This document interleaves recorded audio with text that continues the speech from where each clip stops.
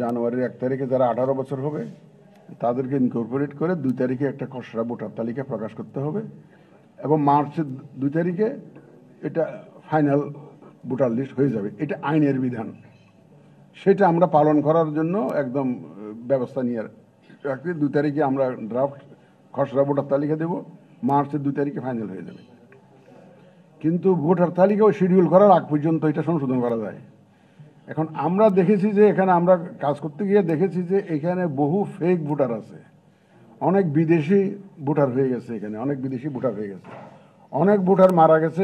যারা আপনাদের আত্মীয় স্বজন যখন মারা যায়, কোনোদিন কি আমাদের অফিসে গিয়ে বলছেন যে আমার চাচা মারা গেছে, একটু ভোটার লিস্ট থেকে নামটা কাটিয়ে দেন? কেউ কি বলছেন কোনোদিন?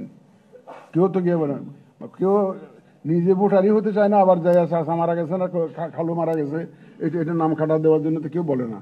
তাহলে মৃত ভোটারগুলো রয়ে গেছে, কিন্তু আপনারা তো রসিয়ে রসিয়ে অনেকে পত্রিকায় নিউজে করবেন যে কবর থেকে এসে ভোট দিয়ে গেছে। তো কবর থেকে এসে ভোট তো দিয়ে যাবে, মারা গেছে 10 বছর আগে নামটা কাটা যায় নাই, কেউ একজন সুযোগ নিয়েছে, ওটা সিল মেরে দিয়েছে। এই জন্য ওই যে মৃত ভোটার যেটা, ওটা তো আমরা বাদ দিতে চাই। আর বিশেষ করে মহিলারা খুব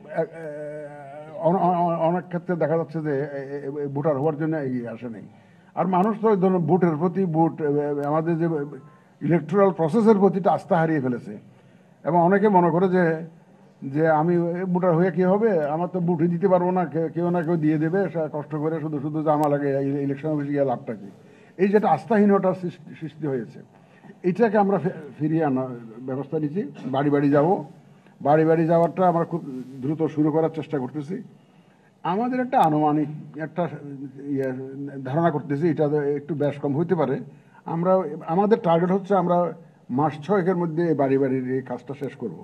দল করার অধিকার তো সবারই আছে, শাসনতান্ত্রিক অধিকার।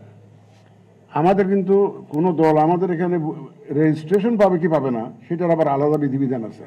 তা আমাদের শর্ত যদি পূরণ হয় আমরা দিব, শর্ত পূরণ না হলে দিব না। তবে ওই পুরানো যে দলের কথা বলছেন, এরা কিন্তু বহু আগে রেজিস্টার্ড, এটা আমাদের এখানে রেজিস্টার্ড। সুতরাং সরকার যদি কোনো দলকে নিষিদ্ধ ঘোষণা না করে, তাদের রেজিস্ট্রেশন তারা আমরা বাদে করতে পারি না।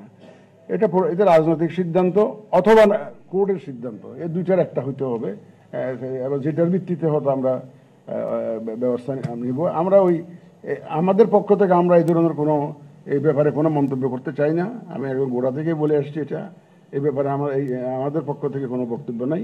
আমরা এই রাজনৈতিক সিদ্ধান্ত অথবা কোর্টের সিদ্ধান্ত, এই দুইটার দিকে চেয়ে আছি।